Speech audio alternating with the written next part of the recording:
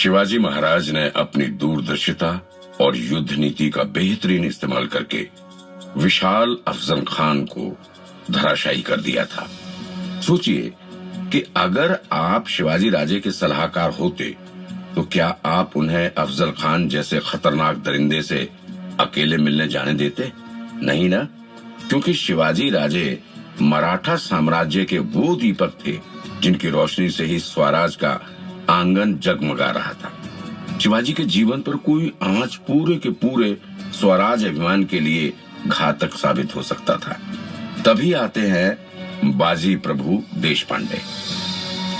अफजल खान से मिलने से पहले राजे और बाजी प्रभु का एक राज है जो बहुत कम लोग ही जानते हैं। ये वही बाजी प्रभु हैं जिन्होंने राजे को सही सलामत आदिल शाहियों के चंगुल से निकालने के लिए पावनखिंड की वो महान लड़ाई लड़ी थी जिसका जिक्र इतिहास के पन्नों में सोने के अक्षरों में दर्ज है। आइए सुनते हैं बाजी प्रभु की वो दास्तान जिसके आगे शिवाजी राजे भी नतमस्तक हो गए थे। बाजी प्रभु खुद 7 फीट लंबे और बेहद बलिष्ठ योद्धा थे। वो अकेले ही दोनों हाथों से दंड पट्टा और तलवार चलाने में निपुण थे। शिवाजी राजे ने अफजल खान से मिलने से पहले एक दिन बाजी प्रभु को संदेशा देकर बुलाया था। राजे प्रणाम। बाजी प्रभु ने शिवाजी को सजदा करते हुए कहा, बड़े छोटे भाइयों को प्रणाम नहीं करते हैं बाजी प्रभु, बल्कि वो युद्ध के लिए विजयी भवा का आशीर्वाद देते हैं। शिवाजी राजे ने कहा, जिस पर पूरे स्वराज की जिम्मेदारी हो उसका पूरा मराठा ही सेवक है, और सेवक तो प्रणाम कर सकता है न राजे। बाजी प्रभु ने वाक पटुता के साथ जवाब दिया, अब आपसे तो मैं नहीं जीत सकता बाजी प्रभु। शिवाजी ने ठहाका लगाते हुए कहा, बाजी प्रभु मुझे आपसे एक छोटी सी मदद की जरूरत है। राजे ने बाजी प्रभु से आग्रह के स्वर में कहा, हाँ कहिए राजे, ये सेवक तो आपके लिए अपनी जान भी देने के लिए तैयार है। बाजी प्रभु ने कहा, अरे जान देने की जरूरत नहीं है बाजी, आपके जैसे योद्धाओं की जरूरत स्वराज विस्तार के लिए अभी सबसे अधिक है। मुझे तो आपसे 6-7 पहलवानों की जरूरत है। पहलवान? वो किस लिए राजे? बाजी प्रभु ने कहा, बस ऐसे ही बाजी, मैं भी देखना चाहता हूँ कि क्या मैं आपके तरह द्वंद्व युद्ध में निपुण हूँ या नहीं। शिवाजी राजे ने हंसते हुए कहा, कहीं आप कुछ छिपा तो नहीं रहे राजे? बाजी प्रभु ने शिवाजी राजे से पूछा। अब आपसे क्या छिपाना बाजी, असल में अफजल खान की कद काठी तो किसी पहलवान से कम नहीं है, और वो बिना चालबाजी के मिलेगा। इस बात का यकीन करना वैसा ही होगा कि कोई बगुला नदी में खड़ा होकर कहे कि अब मैं मछली नहीं खाऊंगा। इसलिए हमें अपनी तरफ से पूरी तैयारी करनी होगी। शिवाजी राजे ने बाजी प्रभु को जवाब देते हुए कहा, बिल्कुल राजे, एकदम सही कहा आपने। मैं तो यही सोच रहा था कि अफजल खान जैसे खूंखार दानव सरीखे काया वाले योद्धा से मिलने के लिए पहले से तैयारी करनी होगी। लेकिन राजे, आपके दिमाग में चल रही युद्ध नीति को समझना हम सबके बस की बात नहीं है। मैं जल्द से जल्द 6-7 पहलवानों को आपके पास भिजवाता हूँ, और उस अफजल खान से मुलाकात की तैयारी मैं खुद आपको करवाऊंगा, बाजी प्रभु ने कहा। बाजी प्रभु के कहने पर 6-7 पहलवान आए थे, जिनके साथ मिलकर बाजी प्रभु ने शिवाजी राजे को अफजल खान से मल्ल युद्ध की तैयारी करवाई थी। राजे की सूझबूझ और बाजी प्रभु की युद्ध नीति के चलते अफजल खान का क्या हश्र हुआ था ये तो सब जानते हैं। राजे की इस दूरदृष्टि का कायल तो दुश्मन भी था, इसीलिए तो हर बार और ज्यादा खतरनाक लड़ाकों को भेजा जाता था। पर बाजी प्रभु जैसे वफादार और काबिल साथियों के होते हुए शिवाजी का भला कोई क्या बिगाड़ सकता था। पर इस कहानी में बाजी प्रभु का राष्ट्र प्रेम और राजे के लिए बलिदान की गाथा तो अभी आने वाली है। एक ऐसी गाथा जिसने मराठों का सर हमेशा के लिए ऊंचा कर दिया। राजे के दिमाग और उनकी ताकत को कौन नहीं जानता था। उनके उदार हृदय के आगे पूरी दुनिया नतमस्तक थी। बात तब की है जब अफजल खान को मारने के बाद शिवाजी ने अपना पन्हाला किले पर कब्जा कर लिया था। लेकिन अब पन्हाला के किले में शिवाजी राजे को घेरने के लिए आदिल शाही सल्तनत ने सिद्धि सरदार को भेजा था और उसके साथ थे अफजल खान की मौत के बाद पकड़े गए आदिल शाही सल्तनत के दो सरदार फजल खान और रुस्तम जमा। दरअसल अफजल खान के खात्मे के बाद शिवाजी राजे की सेना ने अफजल खान के सभी साथियों और उसके बेटों को पकड़ लिया था, लेकिन बाद में शिवाजी के कहने पर बाकी सभी मराठा योद्धाओं को मना कर इन्हें छोड़ दिया गया था। इस घटना के 18 दिन बाद ही शिवाजी राजे ने पन्हाला किले पर कब्जा कर लिया था, लेकिन तभी आदिल शाही सेना ने सिद्दी मसूद के नेतृत्व में 10,000 सैनिकों को पन्हाला पर डेरा डालने के लिए भेज दिया था। अब शिवाजी राजे पन्हाला किले में एक तरह से कैद में हैं। बाजी प्रभु, देश पांडे और तानाजी मालसुरे भागते हुए शिवाजी राजे के पास आते हैं। राजे, हमें आदिल शाही सेना ने घेर लिया है, तानाजी ने कहा। लेकिन पन्हाला के इस किले में हम पूरी तरह से सुरक्षित हैं तानाजी। यह किला इतना बड़ा और सुरक्षित है कि यहाँ पर तो हमें कोई खोज भी नहीं सकता है, शिवाजी ने कहा। लेकिन राजे, आदिल शाह ने इस सेना के साथ सिद्दी मसूद, फजल खान और रुस्तम जमा को भेजा है, और तो और उनके साथ तोपें और तकरीबन 10,000 की सेना है, और हमें सबसे ज्यादा चिंता आपकी सुरक्षा की है राजे। दुश्मन को पता है कि आप इस किले में हैं, इसीलिए 10,000 सैनिकों की विशाल सेना को आपको पकड़ने के लिए यहाँ भेजा गया है, बाजी प्रभु ने चिंतित होते हुए कहा। स्वराज की इस लड़ाई में जब तक माँ तुलजा भवानी की ये तलवार हमारे पास है, आदिल शाही सेना हमारा बाल भी बांका नहीं कर सकती है बाजी। आप बिल्कुल चिंता न कीजिए, आदिल शाही सैनिकों को तो सह्याद्री से आने वाला पानी ही तबाह कर देगा, शिवाजी ने कहा। लेकिन राजे, इसके साथ हमारे लिए राशन की समस्या भी बहुत विकट है। हमारा राशन खत्म हो रहा है और अंततः हमें यहाँ से निकलना होगा, और राजे आपकी सुरक्षा के लिए भी ये सही होगा। यहाँ घात लगाई सेना ना जाने कब आक्रमण कर दे, तानाजी ने कहा।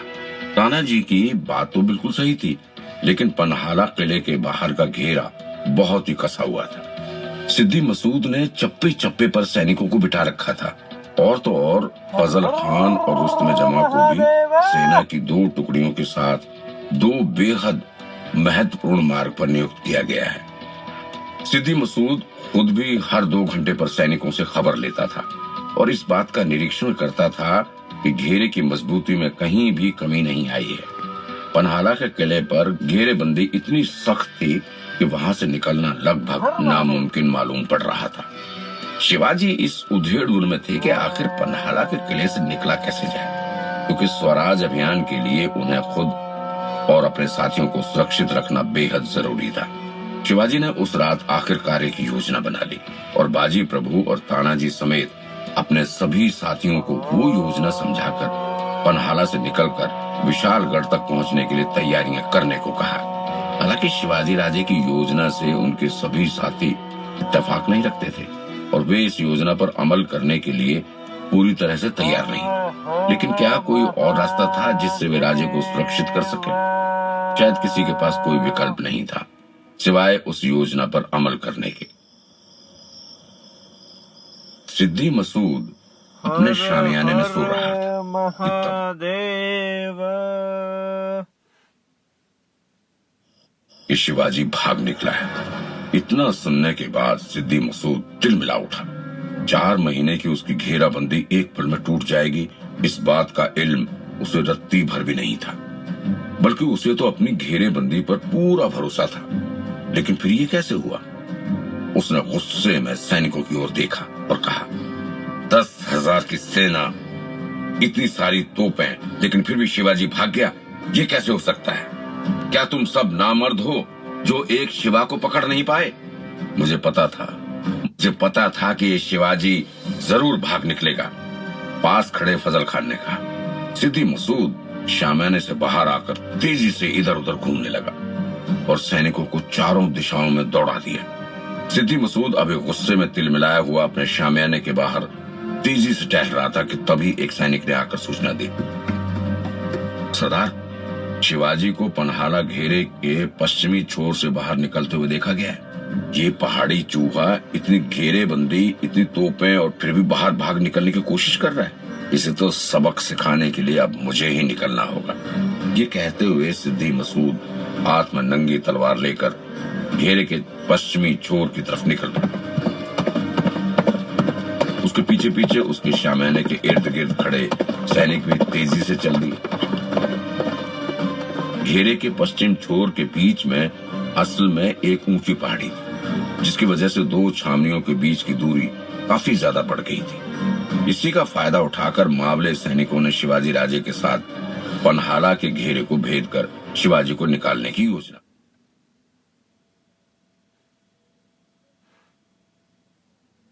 मसूद के आने से पहले ही उस जगह पर चंद मावले सैनिकों और आदिल शाही सेना के बीच युद्ध शुरू हो चुका था। मावले बहुत बहादुरी से आदिल शाही सेना के छक्के छुड़ा रहे थे। इस बात का यकीन करना मुश्किल था कि इतने कम मावले ही आदिल शाही सेना को पीछे की ओर ढकेलते जा रहे हैं।